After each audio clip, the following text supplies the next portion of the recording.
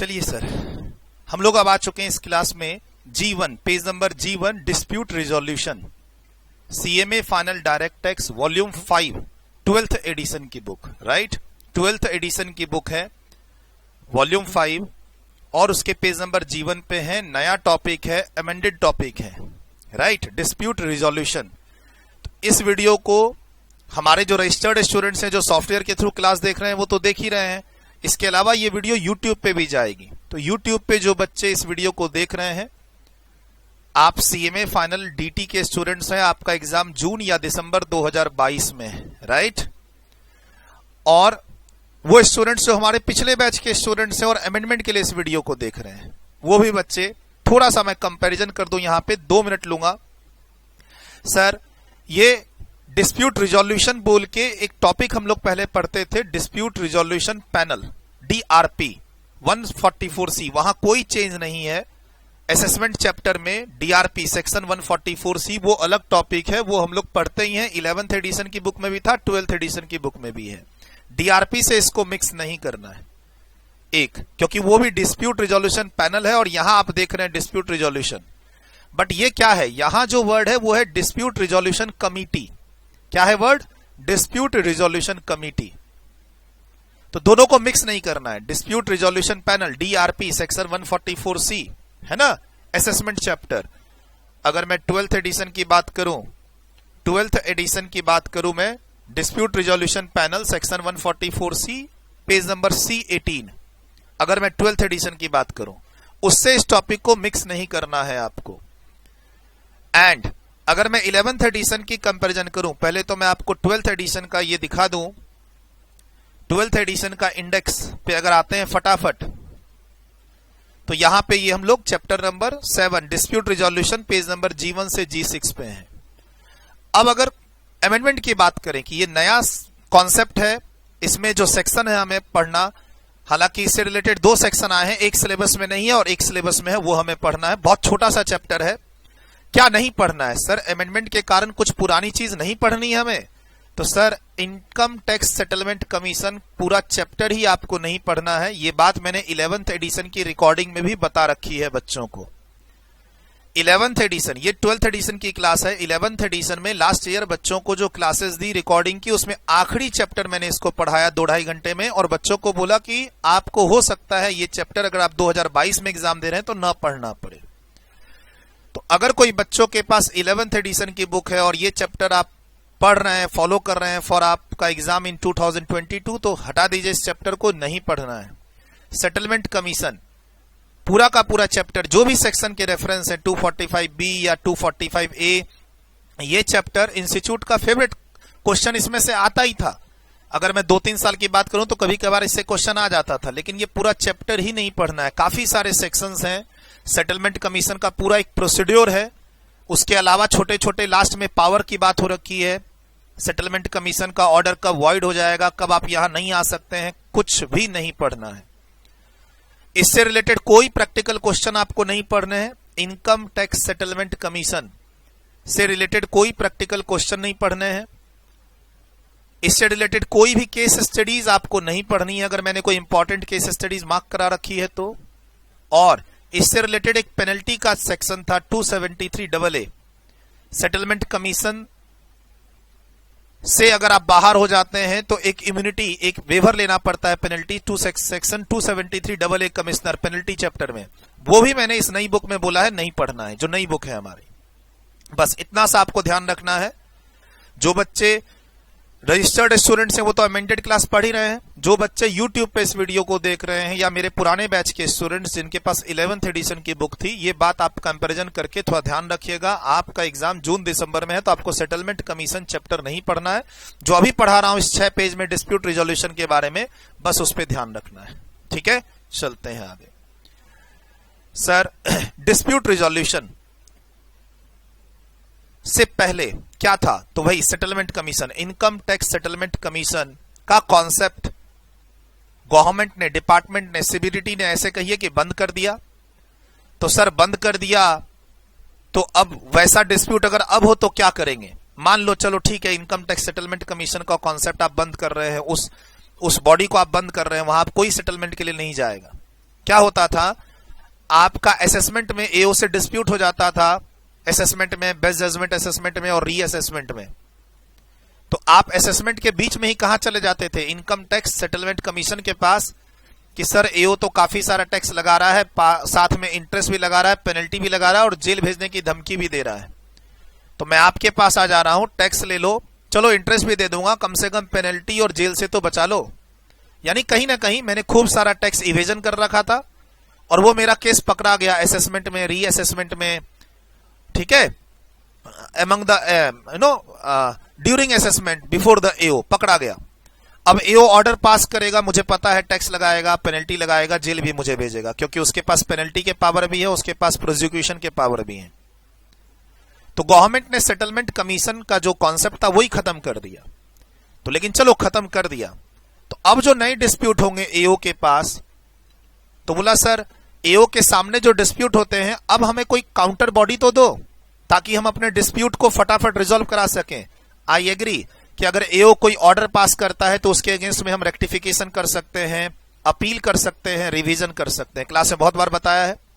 ठीक सर, आपका जब एओ ऑर्डर पास करता है तो आप उसके अगेंस्ट में अपील में चले जाओ, रिवीजन में चले जाओ और रेक्टिफिकेशन में चले जाओ। अपील में जाते हो तो सीआईटी अपील, फिर आईटीएटी अपील, फिर हाई कोर्ट और फिर सुप्रीम कोर्ट।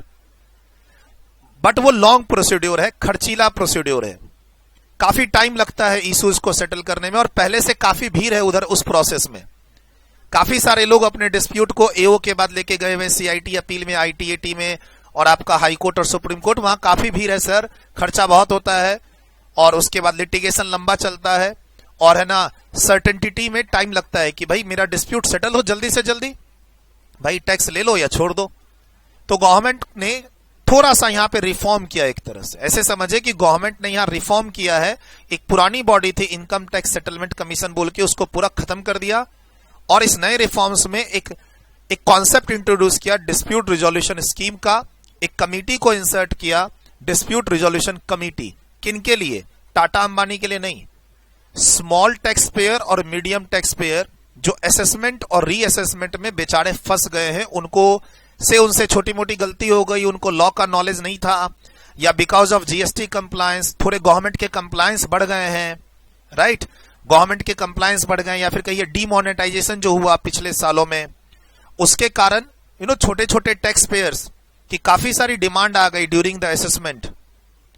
नॉर्मल असेसमेंट कह लो या इंटीमेशन कह लो, सर मैंने रिटर्न फाइल की थी, राइट, और आजकल सिस्टम इतना अपडेट हो चुका है कि उसने इंटीमेशन में मेरे कैपिटल गेन की इनकम को भी हाईलाइट कर लिया, मेरे और भी बहुत सारी इनकम को हाईलाइट कर लिया, और मुझे ऐसे समझो मैं टैक्स की चोरी करना चाह रहा था और या फिर से भूल गया दिखाना, मेनली टैक्स की चोरी करना चाह रहा था, ऐसे समझो। अब उधर मुझे डिपार्टमेंट से इंटीमेशन आ गया 143(1) में, या डिपार्टमेंट ने मेरा नॉर्मल असेसमेंट कर दिया 143(3) में, या फिर इनकम स्केपिंग असेसमेंट हो गई 147 में, नोटिस आई, मेरे काफी सारी इनकम पता चल गई एओ को और उसने मेरी इनकम बढ़ा के असेसमेंट पास कर दिया।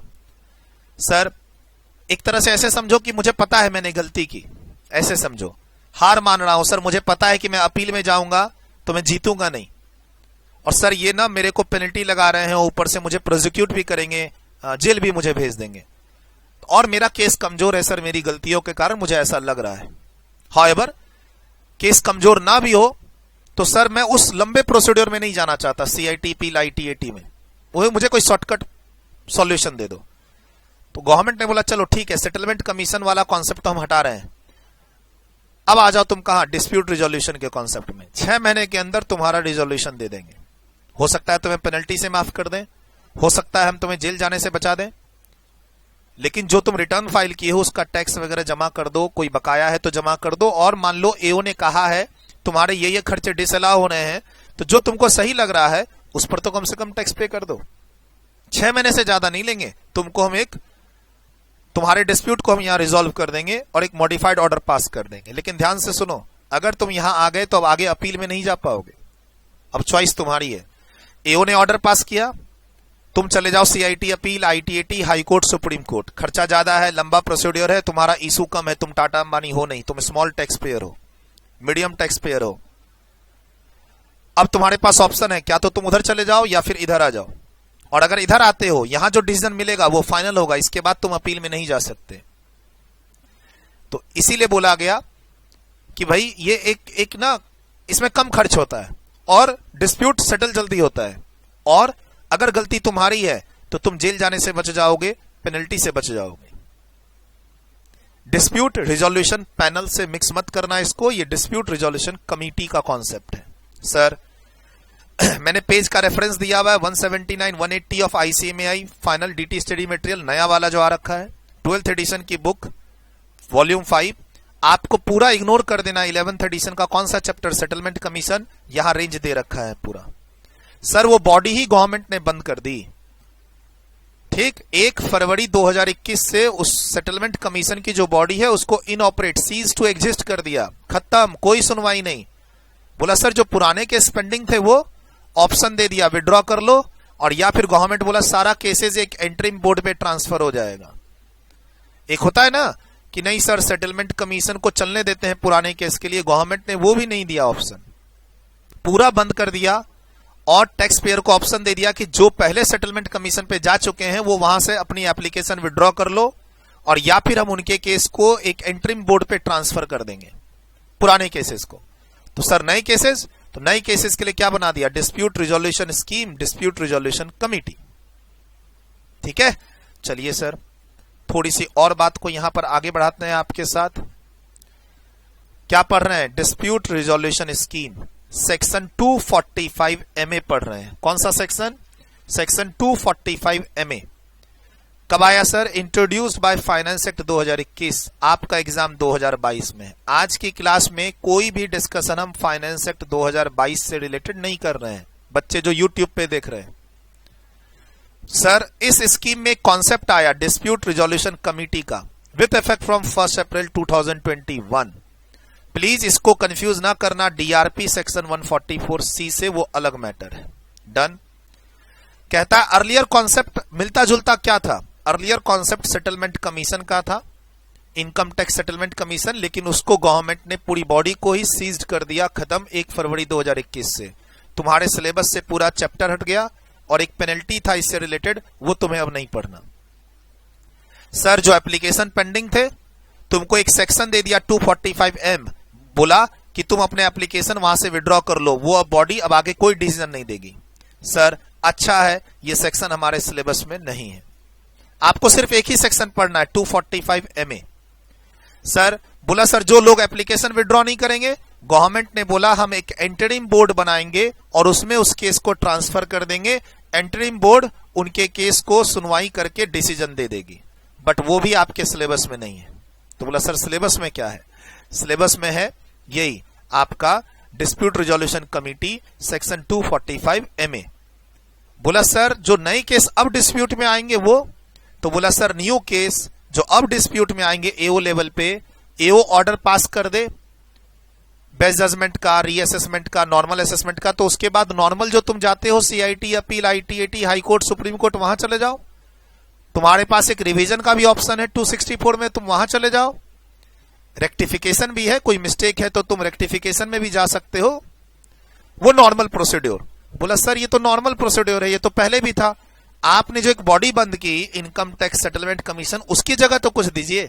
वो तो सर बहुत टाइम कंज्यूमिंग है, एक्सपेंसिव भी है, और काफी डिले में डिसीजन आता है। सर CIT अपील का फैसला 1.5 साल 2 साल तक चलता है, ITAT का फैसला 3-3 साल लग जाता है सर, फिर तो हाई कोर्ट सुप्रीम कोर्ट में तो कभी कभी सर 7-8 साल लग जाता है।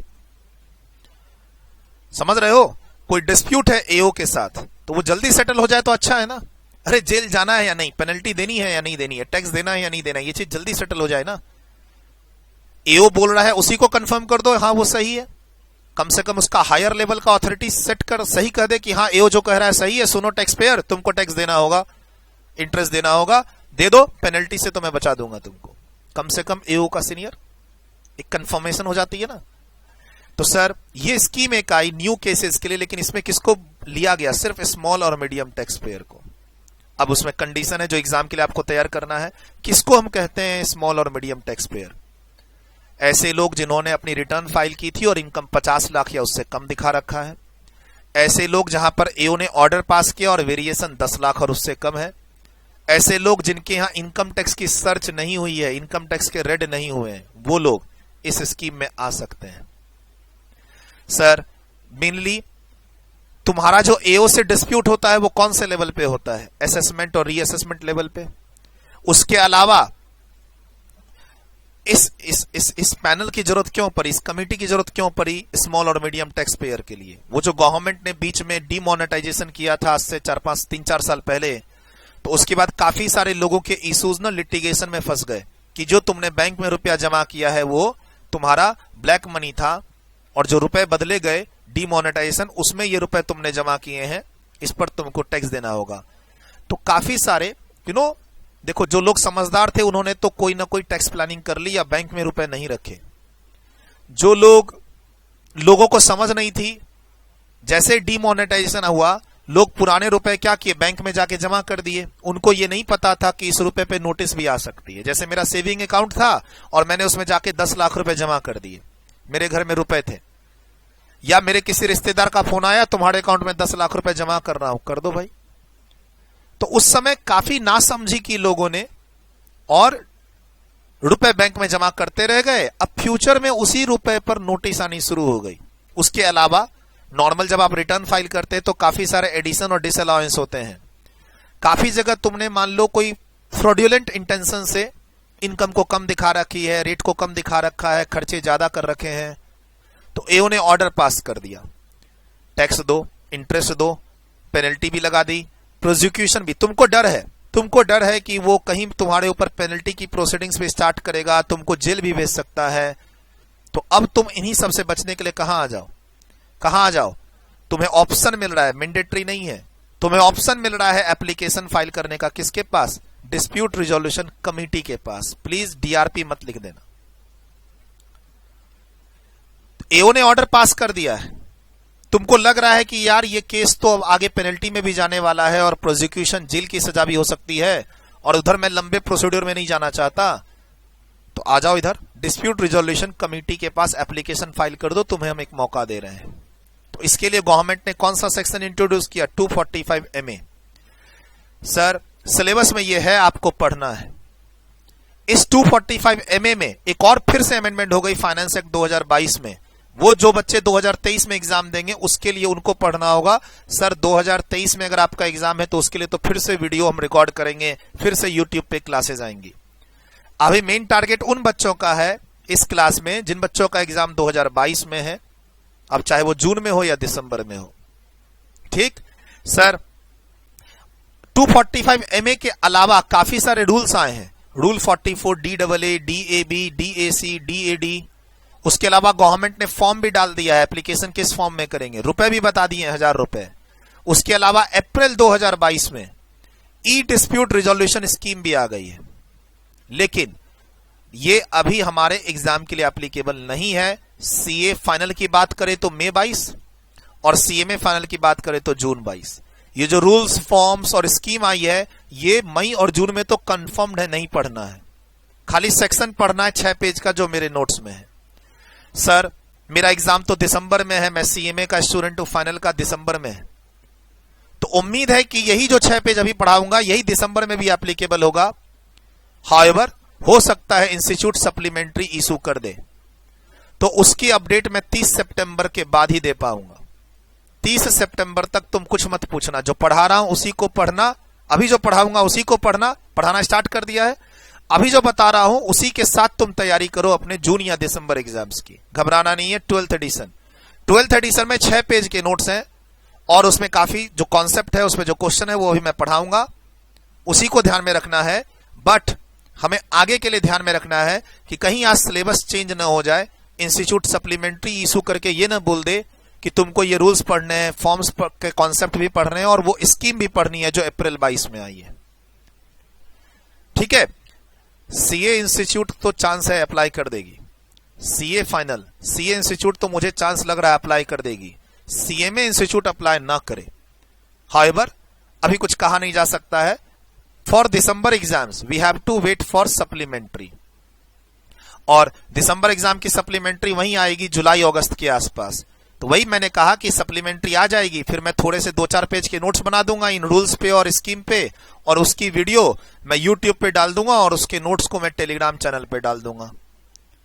ठीक है, और आपके व्हाट्सएप ग्रुप में जो हमारे रजिस्टर्ड स्टूडेंट्स हैं, जो आप हमारे रजिस्टर्ड स्टूडेंट्स हैं दिसंबर एग्जाम के, उनके व्हाट्सएप ग्रुप में भी आ जाएगा, लेकिन अक्टूबर में, नवंबर में, if it is applicable to our exams. Rules, scheme, section तो पढ़ ही रहे हैं। सर जनरली हम कौन से ऑर्डर या किस इशू पर हम आ सकते हैं डिस्प्यूट रिजोल्यूशन स्कीम में कमिटी के पास, जहां आप बोल रहे हैं कि आप एप्लीकेशन दे दो, 6 महीने में आपके फेवर में और अगेंस्ट में फैसला हो जाएगा, पेनल्टी और जेल जाने से भी बच जाओगे। तो जनरली आपको जो रिटर्न फाइल करने के बाद इंटीमेशन आता है, उसके अगेंस्ट में आप अपील में जा सकते हो, सीआईटी अपील के पास, है ना। तुम सीआईटी अपील के पास ना आके तुम कहां आ जाओ, डिस्प्यूट रिजोल्यूशन कमेटी के पास आ जाओ। जनरली रिटर्न फाइल कर दी, लेकिन रिटर्न फाइल करने के बाद इंटीमेशन आया, अब इंटीमेशन पे तुम क्या कर सकते हो, अपील। देखो इंटीमेशन आया, तुम टैक्स पे कर दो, नहीं sir I am not happy with this intimation, appeal में जा सकते हो, और अपील में नहीं जाना चाहते तो इधर आ जाओ, डिस्प्यूट रिजोल्यूशन कमेटी के पास आ जाओ, जो अभी पढ़ रहे हैं। और सर जो नॉर्मल असेसमेंट ऑर्डर होते हैं 143(3) के, 144(4) के, 147 के, उसमें आ जाओ, उसके बाद यहां आ जाओ, या तो तुम अपील में चले जाओ और या फिर तुम यहां आ जाओ, और या फिर जो डीआरपी के केस में ड्राफ्ट असेसमेंट ऑर्डर आता है, पढ़ा रखा है आपको क्लास में कि डीआरपी के केस में तुम्हारे पास ड्राफ्ट असेसमेंट ऑर्डर आएगा जिसके अगेंस्ट तुम ऑब्जेक्शन फाइल कर सकते हो डीआरपी को। तो डीआरपी के पास न जाके तुम इधर आ जाओ, किसके पास, डिस्प्यूट रिजोल्यूशन कमेटी के पास। और कुछ ऑर्डर्स हैं टीडीएस टीसीएस से रिलेटेड, वहां भी आप यहां आ सकते हो। सर ये सब बातें ना स्कीम में बता रखी है ओवरऑल डिस्कशन के लिए, जो मैं इसको इन्वॉल्व कर रहा हूं कि सर क्या मेरे पास नोटिस आई है 142(1) की, मेरे पास नोटिस आई है 143(2) की, मेरे पास रीअसेसमेंट की नोटिस आई है 148 की, यहां एक नया सेक्शन भी आ गया 148A। सर इंटीमेशन आया, रिटर्न फाइल करने के बाद इंटीमेशन आया, तुम डिस्प्यूट रिजोल्यूशन कमेटी के पास जाना चाहते हो, यस जा सकते हो, लेकिन तुम क्या सोच रहे हो, सर जैसे ये नोटिस आएगी तो चला जाऊं क्या, नहीं। तुमने रिटर्न फाइल कर दी, उसके बाद मान लो ये नोटिसेज आ रही हैं 142(1) की, रेगुलर असेसमेंट की 143(2) की, रीअसेसमेंट की 148 की, नोटिस आते ही तुम डीआरसी के पास नहीं आ पाओगे, ऑर्डर पास होना चाहिए। ऑर्डर पास है, उस ऑर्डर के खिलाफ तुमको अपील में जाना, अपील में चले जाओ, और इधर आना है डीआरसी के पास, तो डीआरसी के पास आ जाओ। ठीक सर, डीआरसी के पास आने से फायदा क्या होगा, एक तो तुम्हारा डिस्प्यूट रिजॉल्व जल्दी हो जाएगा 6 महीने के अंदर।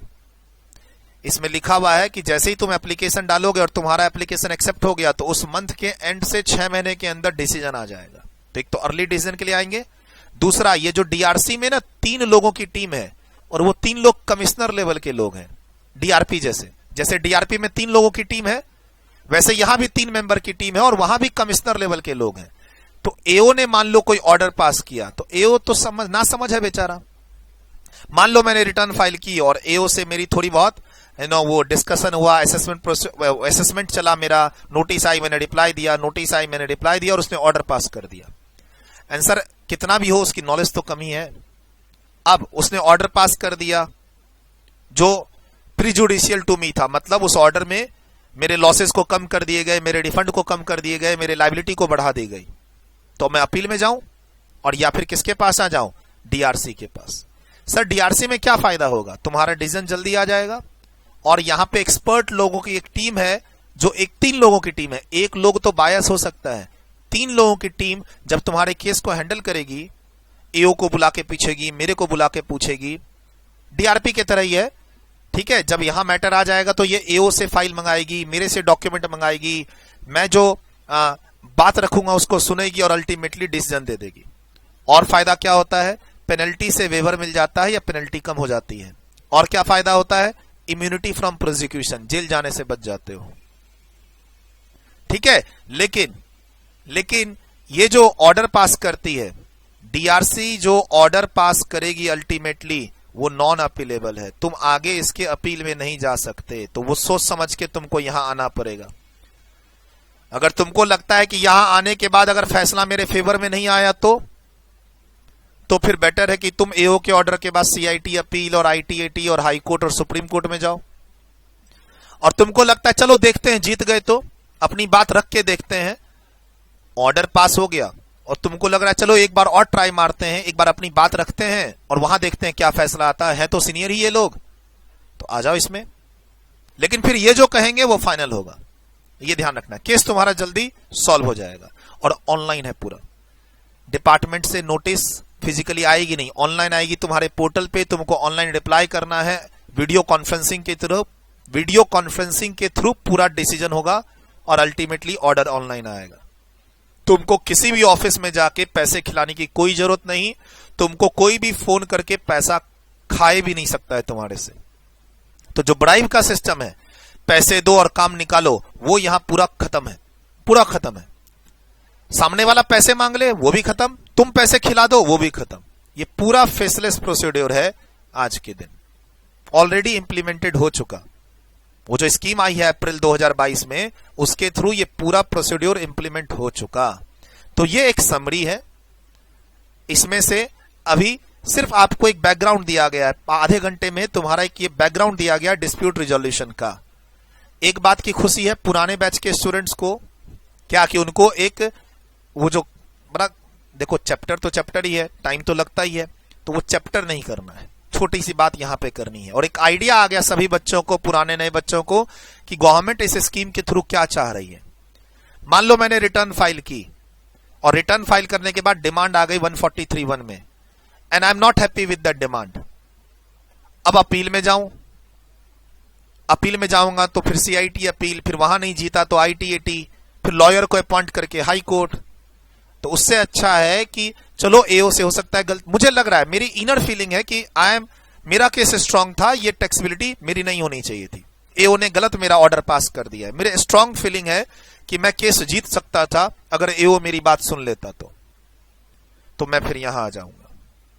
और सारा एओ ने पेनल्टी लगाई, मान लो पेनल्टी लगाने वाला था वो रुक जाएगा, जेल भेजने वाला था वो रुक जाएगा, फटाफट सेटल भी हो जाएगा तुम्हारा केस। ठीक है, क्लियर। अब पहले नोट्स को डिस्कस कर लेते हैं, उसके बाद हम लोग ये जो बात मैंने अभी पूरी बताई है तुमको, ये लिख लेंगे। पहले नोट्स पे चलते हैं। ये एक बैकग्राउंड तुम्हारे साथ मैंने डिस्कस किया है ना। चलिए सर, बहुत सिंपल है, बहुत सिंपल। ये बताया इनकम टैक्स सेटलमेंट कमीशन जो सेंट्रल गवर्नमेंट ने बॉडी कॉन्स्टिट्यूट की थी, उसको बंद कर दिया गया 1 फरवरी 2021 से। अब तुम कोई भी एप्लीकेशन सेटलमेंट कमीशन पे नहीं लगा सकते ऑन और आफ्टर 1 फरवरी 2021। सर, जो पेंडिंग एप्लीकेशन थे उसके लिए गवर्नमेंट ने इंटरिम बोर्ड बना दी और वहां पेंडिंग एप्लीकेशन को ट्रांसफर कर दिया। वहां भी 3 लोगों की टीम है और चीफ कमिश्नर लेवल के लोग हैं। ठीक, और जो इंटरिम बोर्ड फैसला देगी मेजोरिटी को फॉलो करके वही डिसीजन होगा। और इसके लिए गवर्नमेंट ने 7 इंटरिम बोर्ड को नोटिफाई कर दिया। सर, ये एग्जाम में पूछता है तो लिख देना। सर, एक ऑप्शन और दिया है, वन मोर ऑप्शन दिया है आपको। क्या? सेक्शन 245M में आप एप्लीकेशन को क्या कर सकते हो? Application to income tax settlement commission को विड्रॉ कर सकते हो, जो मैंने उधर नोट्स में बताया। सर, जो पुराने केसेस हैं 1 फरवरी 2021 से पहले वाले, अब नया एप्लीकेशन तुम नहीं लगा सकते। जो पुराने केस हैं 1 फरवरी 2021 से पहले वाले, वहां तुमको ऑप्शन दे दिया विड्रॉ करने का। नहीं तो केसेस चले जाएंगे इंटरिम बोर्ड के पास, वो जो फैसला देगी वो तुमको फॉलो करना पड़ेगा। लेकिन व्हाट अबाउट न्यू डिस्प्यूट्स, जो नए डिस्प्यूट है उसके लिए तो गवर्नमेंट बोलती है यहां पे small and medium tax pairs, ये कीवर्ड है, एग्जाम के लिए ध्यान रखना। 1 अप्रैल 2021 से एक नई स्कीम आ गई डिस्प्यूट रिजोल्यूशन की, जिसके अंदर हमने 1 और मोर डिस्प्यूट रिजोल्यूशन कमिटी बनाई। इंडिया में काफी सारी कमिटी बनेगी। रूल्स में लिखा हुआ है कि हर जोन में, हर प्रिंसिपल कमिश्नर के जोन में एक एक कमिटी बनेगी। तो ऐसा नहीं कि ऑल इंडिया लेवल पे 1 या 2, 15 बन सकती है, 20 बन सकती है। हर जोन, इनकम टैक्स ने जो पूरे इंडिया को जोन वाइज बांटा हुआ है कि प्रिंसिपल चीफ कमिश्नर के जोन के अंदर फिर चीफ कमिश्नर के अलग अलग जोन बांटा हुआ है, स्टेट वाइज नहीं चलती है ये। पूरे इंडिया को इन्होंने कुछ सिटी, कुछ डिस्ट्रिक्ट मिला के depending upon the level of एसएससीज उन्होंने जोन में बांटा हुआ है। और हिरार्की चली हुई है ट्री फॉर्म में, तो उसमें हर जोन में रूल्स में लिखा हुआ है कि हर जोन में, हर प्रिंसिपल कमिश्नर के जोन में हम एक एक डिस्प्यूट रिजोल्यूशन कमेटी बनाते चले जाएंगे। प्रिंसिपल में भी शायद प्रिंसिपल चीफ कमिश्नर होगा, रूल्स में अभी मैं जा नहीं रहा, रूल्स में अभी नहीं जा रहा मैं, और रूल्स अभी आपको एग्जाम के लिए पढ़ने भी नहीं है, राइट। मैं अभी रूल्स में नहीं जा रहा, मैं अभी वो ऑनलाइन स्कीम में नहीं जा रहा। जो नोट्स में इस 6 पेज में लिखा हुआ है वो आपको पढ़ना है, वो याद करना है और वो एग्जाम के लिए जाके अटेम्प्ट कर देना है। तो टाटा बिरला के लिए यह स्कीम नहीं आई है, ये स्कीम 1 अप्रैल 2021 से आई है। पुरानी एक स्कीम थी इनकम टैक्स सेटलमेंट कमीशन वाली, वो बंद हो गई 1 फरवरी से।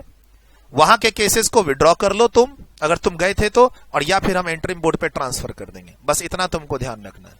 पिछले बैच के स्टूडेंट्स को यूट्यूब पे इस वीडियो को देख रहे हैं तो पूरे चैप्टर को स्क्रैप कर देना, पूरे क्वेश्चन को स्क्रैप कर देना, कोई रिलेटेड केस स्टडीज को स्क्रैप कर देना, सेटलमेंट कमीशन से रिलेटेड कोई पेनल्टी है तो उसको भी स्क्रैप कर देना, तैयारी करने की कोई जरूरत नहीं है।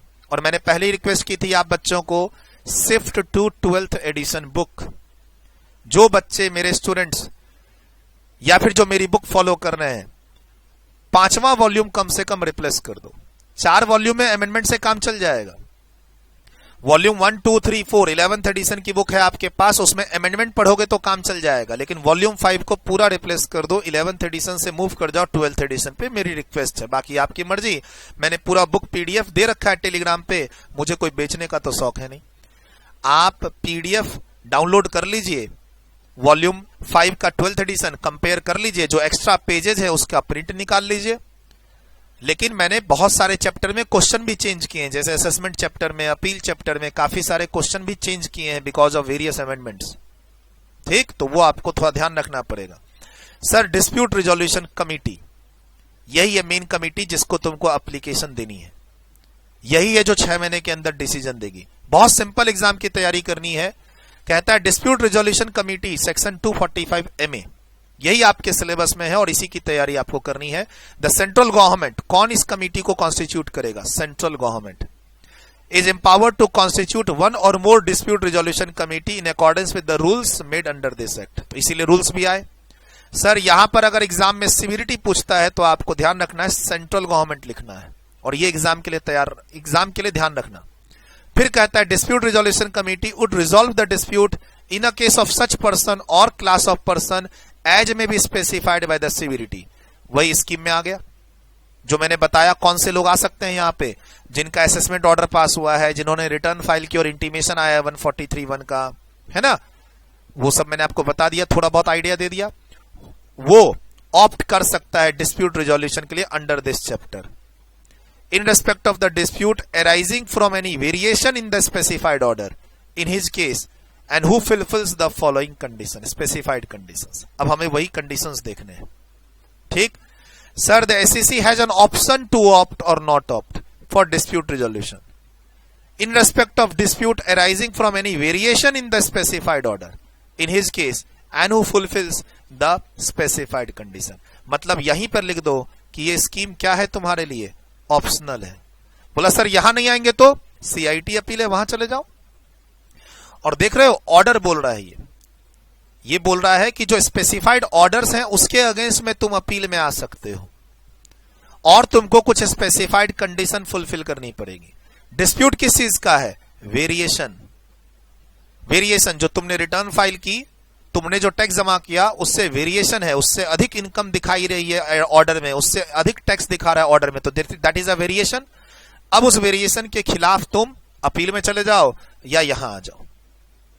अब आपको एग्जाम के लिए क्या तैयारी करनी है, वो कौन से ऑर्डर हैं जो यहां आ सकते हैं, ठीक, ये एग्जाम में लिखना है।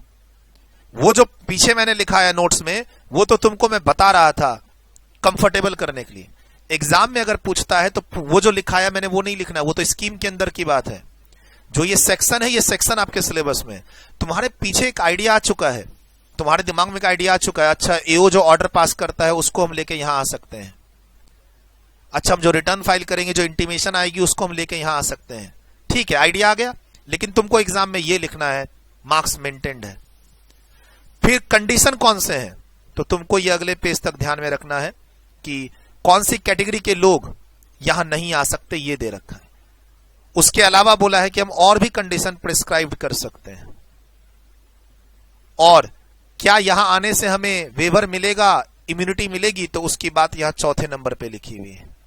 देखो एग्जैक्ट कितना, जो एग्जैक्ट प्रोसीड्योर है वो आपको अभी नहीं पढ़ना है, क्योंकि वो रूल्स में लिखा है, वो स्कीम में लिखा है ना। मैंने क्या बोला थोड़ी देर पहले, इससे रिलेटेड रूल्स भी आ रखे हैं और इससे रिलेटेड एक स्कीम भी आ रखी है, इससे रिलेटेड एक फॉर्म भी आ रखा है। तो एग्जैक्ट प्रोसीड्योर उसके अंदर लिखा हुआ है, जो आपको अभी अपने एग्जाम के लिए नहीं पढ़ना है। 3 क्वेश्चन यहां आपके लिए बन रहे हैं, इस 3 की तैयारी करनी है, बस बात खत्म। 3 क्वेश्चन आपके यहां बन रहे हैं, 3 क्वेश्चन की तैयारी करनी है। और यही हम चाहे तो फेसलेस स्कीम ला सकते हैं, और ऑलरेडी ला दिया इन्होंने ये स्कीम। और ये वाली बात तो कॉमन है, जो हर जगह आप पढ़ते हो। बहुत छोटा सा सिलेबस है, और उसके बाद ये 2 क्वेश्चन है। अभी जो मैं आपको पढ़ाऊंगा उसी पे ये 2 क्वेश्चन बन जाएंगे। छठा पेज है ही नहीं, खाली है। 5 पेज का तो नोट्स है। सर 3 क्वेश्चन की हमें तैयारी करनी है। अब हमें 3 क्वेश्चन की तैयारी करनी है। मैं यहां जाके ये जो चीज है ना, ये तो एक आइडिया आपको दे रहा है, और यहां जाके एक बात जरूर मैं लिखना चाहूंगा आपके लिए, ये इसको एग्जाम में नहीं कोट करना है, नॉट फॉर एग्जाम। ये बात कहां लिखी हुई है? स्कीम में। और स्कीम सिलेबस में ऑप्ट करेगी तो हम लिखेंगे एग्जाम में, फिर तो उसके नोट्स अलग ही बनेंगे। ये मैं तुमको यहां आइडिया दे रहा था कि एओ ने ऑर्डर पास कर दिया है, तुम उस ऑर्डर के साथ इस स्कीम में आ जाओ, ठीक? या फिर वो जो ड्राफ्ट असेसमेंट ऑर्डर आता है जिससे तुम डीआरपी में जाना चाहते हो, डीआरपी में ना जाके तुम यहां आ जाओ। लेकिन तुम सोचोगे नोटिस आ गई और यहां आना है, तो नहीं नहीं, नोटिस आई है तो तुम नोटिस का जवाब दो, असेसमेंट को कंप्लीट होने दो, उसके बाद यहां आना। तुमको यहां एक आइडिया दे रहा था, ठीक? ये आइडिया से आप कंफर्टेबल हो गए। अब तुमको एग्जाम की तैयारी यहां से करनी है। एग्जाम की तैयारी का एक क्वेश्चन ये, what do you mean by specified order in section 245 MA, या फिर वो कौन से ऑर्डर हैं जिसके अगेंस्ट में हम डिस्प्यूट रिजोल्यूशन कमेटी के पास आ सकते हैं। कुछ कंडीशन, कौन से वो लोग हैं जो नहीं आ सकते हैं। ये जो लिखा हुआ है ना, यहां पर कुछ बात लिखी हुई है, यहां पर कुछ बात लिखी हुई है, ये वो लोग हैं जो इस स्कीम में नहीं आ सकते, मना है इनके लिए आना, ठीक? चलिए पढ़ते हैं।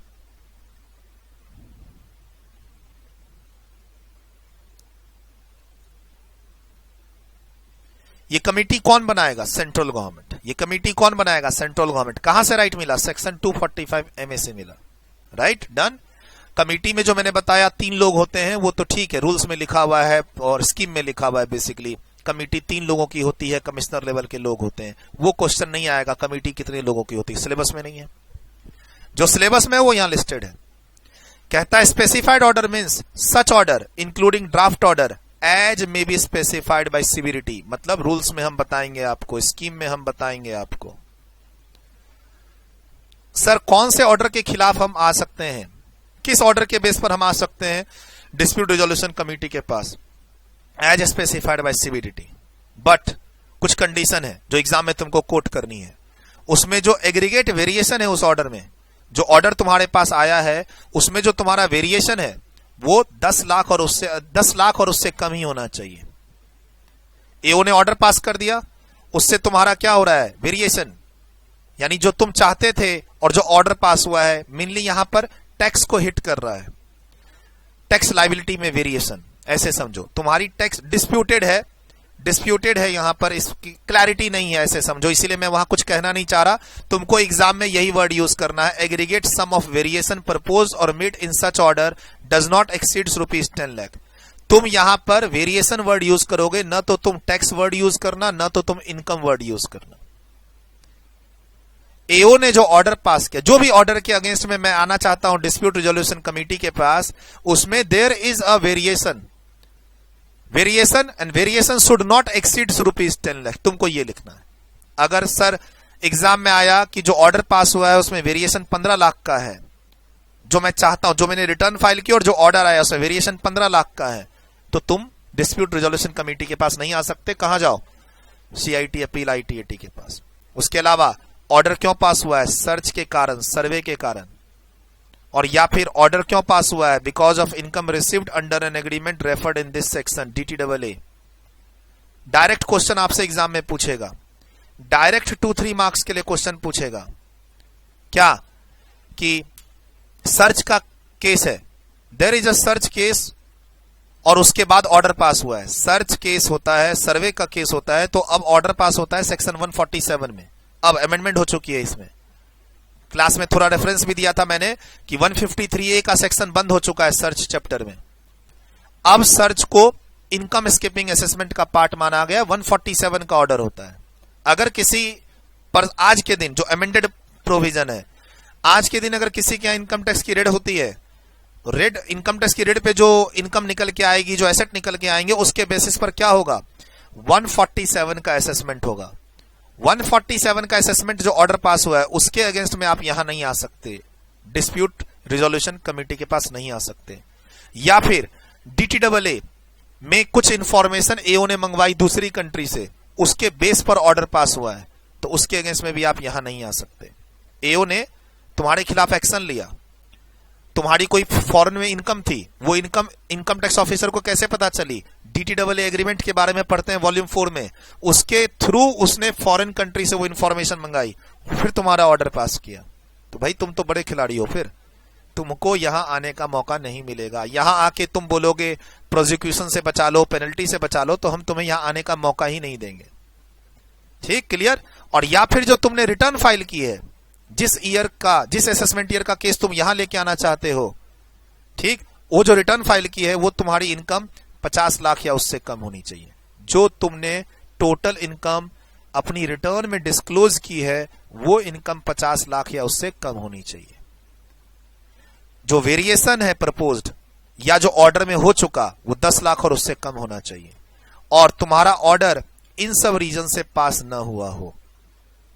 तो एग्जाम में डायरेक्ट क्वेश्चन आएगा कि मैंने रिटर्न फाइल की है 60 लाख रुपए की, जिसके बेस पर एओ ने ऑर्डर पास किया या फिर मेरे खिलाफ एक्शन लिया, क्या मैं उस एक्शन से बचने के लिए डिस्प्यूट रिजोल्यूशन कमेटी के पास आ सकता हूं? नहीं, क्योंकि यहां लिमिट है। तुम्हारी जो इनकम है एज पर योर रिटर्न वो 50 लाख और उससे कम होनी चाहिए, जो तुमने बताई है, जो तुमने डिस्क्लोज की।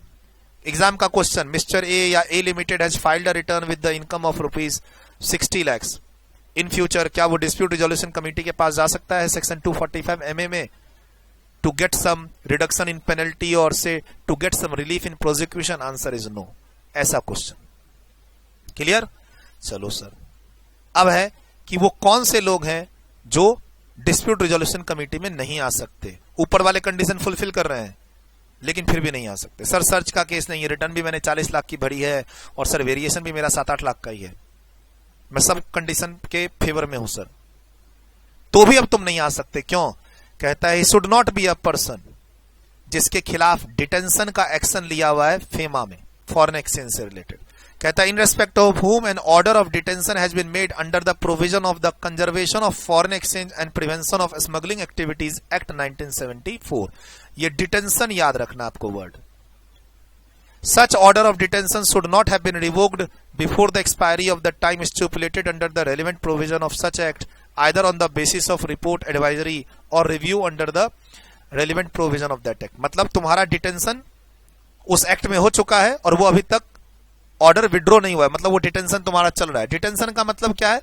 तुमको फॉरेन कंट्री जाने नहीं मिलेगा क्योंकि तुमने $2 लाख का कुछ तो तुमने, है ना, मिस रिपोर्टिंग किया है काइंड ऑफ थिंग, कुछ तो तुमने वो फॉरेन करेंसी को अननेसेसरी स्मगल करना चाहा है और इस एक्ट में फंस गए हो, और डिटेंशन का मतलब तुमको रोक के रख लिया गया।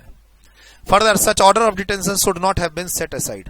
बोला सर सेट असाइड हो चुका था, मेरा डिटेंशन का ऑर्डर पास हुआ था लेकिन वो कोर्ट में सेट असाइड हो चुका था, अब मैं आ सकता हूं डीआरसी के पास? हाँ। सर रिवोक्ड हो गया था, आ सकता हूं? हाँ। आपके एग्जाम में सिंपल क्वेश्चन होगा कि इस एक्ट में तुम्हें डिटेन कर दिया गया है, किया हुआ है, वो ऑर्डर अभी भी वैलिड है, रिवोक नहीं हुआ है, वो ऑर्डर अभी भी सेट असाइड नहीं हुआ है, वो ऑर्डर तुम्हारे ऊपर अभी भी चल रहा है, और तुम अपने इनकम टैक्स के केस को कहां लेके आना चाहते हो? डिस्प्यूट रिजोल्यूशन कमेटी के पास। नहीं ला सकते, नहीं ला सकते। ठीक, ये एक्ट क्या काम करता है? For prevention detention, for preventive detention in certain cases for the purpose of conservation and augmentation of foreign exchange and prevention of smuggling activities and for matters conducted therein. मुझे नहीं चाहिए सर इसके अंदर क्या लिखा है। एक्ट का नाम ध्यान रखना और एक वर्ड याद रखना, डिटेंशन। इसी पर डायरेक्ट क्वेश्चन आएगा, बना देना। ठीक, क्लियर। एक्ट का नाम और डिटेंशन वाली बात तुमको ध्यान रखनी है सर। या फिर इन सब एक्ट में इनमें से किसी भी एक्ट में प्रोसिक्यूशन की कहता है इन रेस्पेक्ट ऑफ होम, ऐसा पर्सन जिसके अगेंस्ट प्रोसिक्यूशन यानी जेल की सजा एक तरह से इंस्टीट्यूट स्टार्ट हो चुकी है एंड ऑलरेडी उसको जेल भेज दिया गया, कन्विक्टेड मतलब ऑर्डर आ चुका है, पनिशेबल, कुछ ऐसा ऑफेंस किए हो जो तुम्हारा पनिशेबल था और जेल की सजा सुना दी गई है, ऑलरेडी वो ऑर्डर पास हो चुका है, जेल की सजा, प्रोसिक्यूशन, जेल भेजने की तैयारी स्टार्ट हो चुकी है और ऑलरेडी तुम्हें कन्विक्ट कर दिया गया है। अब एक्ट के नाम ध्यान रखने होंगे, इंडियन पैनल कोड या फिर ये, फिर या फिर ये, या फिर ये, या फिर ये, या फिर ये। इसमें कीवर्ड क्या है? Prosecution proceedings in another act. इसमें इनकम टैक्स एक्ट नहीं लिखा हुआ है, in another act. Prosecution proceedings in another act has been initiated and you have been convicted, मतलब फैसला आ चुका है और इधर तुम इनकम टैक्स के मैटर को लेके आना चाहते हो, कहां? डिस्प्यूट रिजोल्यूशन कमेटी के पास, नहीं आने मिलेगा। और या फिर in respect of whom prosecution has been initiated by the income tax authority for any offences punishable under the provision of this act or Indian Penal Code or for the purpose of enforcement of any civil liability under any law for the time being in force, or such person has been convicted of any such offences consequent and upon the prosecution initiated by। और word है और। Sir अगर prosecution initiate भी हो गई है ना तो भी तुम अब इसमें नहीं आ सकते। किसमें? डिस्प्यूट रिजोल्यूशन कमेटी के पास। इसमें क्या था? And convicted. प्रोसिक्यूशन इनिशिएट हो चुकी है पनिशमेंट की और कन्विक्ट भी हो चुके हो तुम। इसमें कन्विक्शन में तो और लगा हुआ है। अच्छा, तुम किसी ऑफेंस में पहले कन्विक्ट हो गए हो तब तो कोई बात नहीं, अब तुम कन्विक्टेड हो, तुम जेल में हो, इनकम टैक्स के किसी मैटर के कारण अब तुम जेल में जा चुके हो, तो फिर तुम यहां नहीं आ सकते डिस्प्यूट रिजोल्यूशन कमेटी के पास टू गेट सम रिलीफ। और या फिर तुम्हारे अगेंस्ट में इनकम टैक्स अथॉरिटी ने ऑलरेडी प्रोसिक्यूशन की प्रोसीडिंग से स्टार्ट कर दी है, तो स्टार्ट करने के बाद तुम रिलीफ मांगने आओगे तो नहीं मिलेगा। ठीक। और हम टाइम टू टाइम कुछ और कंडीशन प्रिस्क्राइब करते रहेंगे। यहां पे वो भी पर्सन है जो सेक्शन 3 में नोटिफाइड हो रखा है।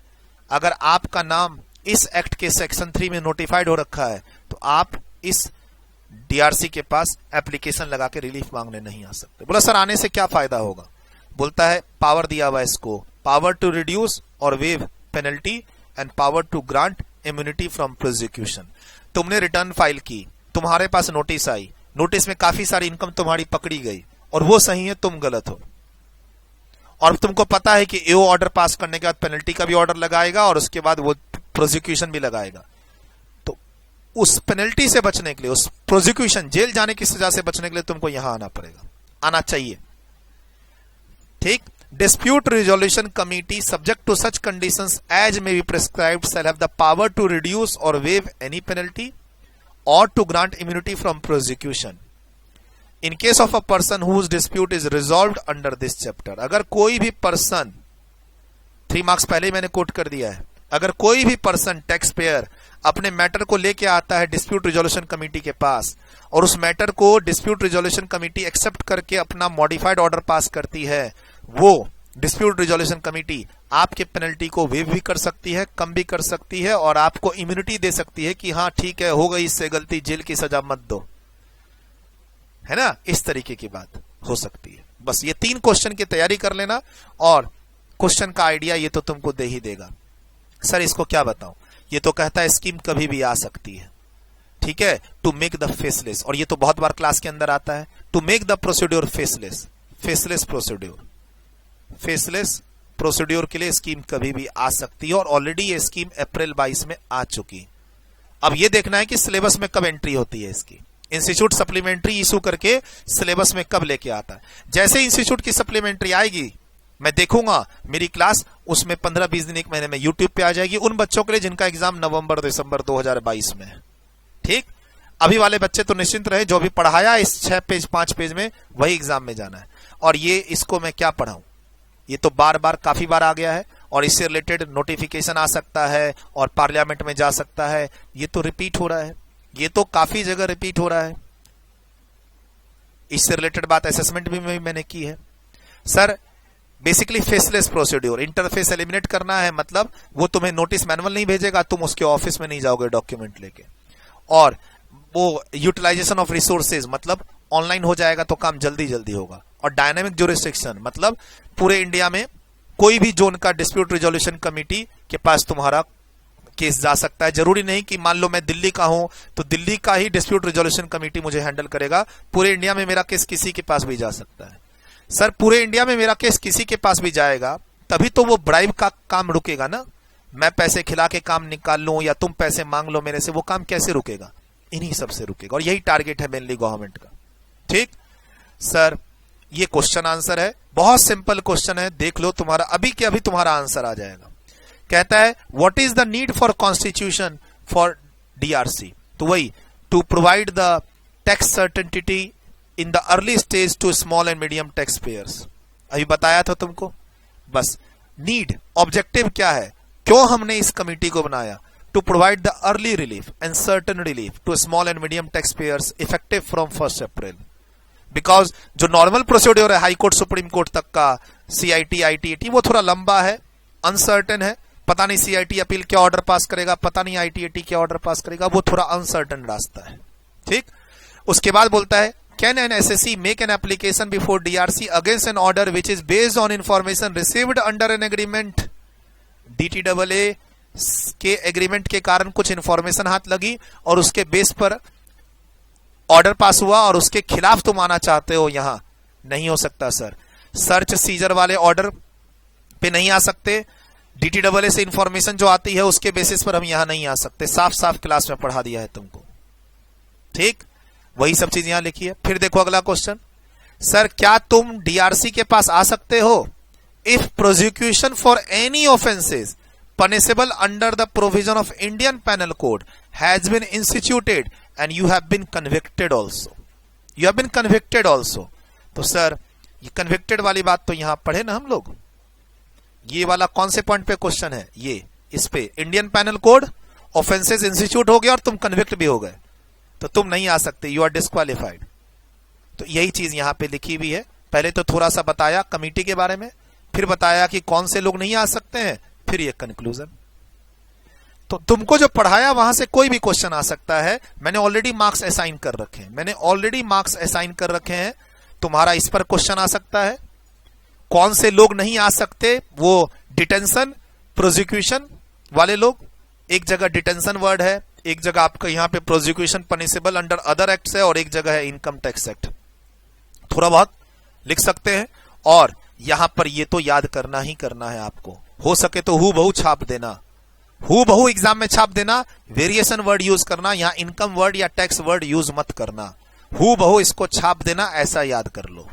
अपने शब्दों का दुरुपयोग ना करें, जो यहां लिखा है उसको याद करें और वहां लिख दें। तुमको समझा दिया है, लिखना तुम्हारा काम है। अब लिखने के लिए तुम जब अपने शब्दों का यूज करोगे तो उल्टा पुल्टा लिख दोगे। हमारे पास सर्च चैप्टर है, उसमें हम इस तीनों के बारे में पढ़ते हैं। हमारे पास वॉल्यूम 4 में डीटीएए है सेक्शन 90, उसमें ये पढ़ते ही हैं। तो you are comfortable with these words, मैं इतना ही कहूंगा, बाकी खत्म। सर कुछ बातें हैं लिखने की, यहां पर तो कुछ ऐसी बात यहां पर मैंने आपको साइड में लिखी नहीं, ये तो ठीक है। यहां पर भी कुछ लिखा नहीं मैंने, यहां पर भी मोटा मोटी मैंने कुछ लिखा नहीं है। हाँ, यहां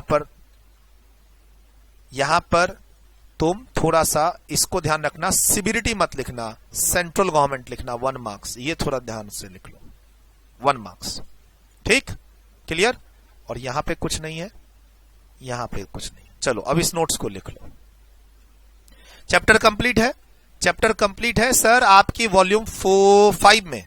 प्लीज ध्यान रखिएगा बच्चे, वॉल्यूम 5 में जो लास्ट के 4 चैप्टर हैं मेरे 12th एडिशन में, वॉल्यूम 5 में लास्ट में जो मेरे 4 चैप्टर है वो ऐसे ही छोटे छोटे चैप्टर हैं। Volume 5 12th addition chapter number 7 8 9 10 ऐसे ही छोटे छोटे, कोई 1 घंटे के और कोई 1.5 घंटे के।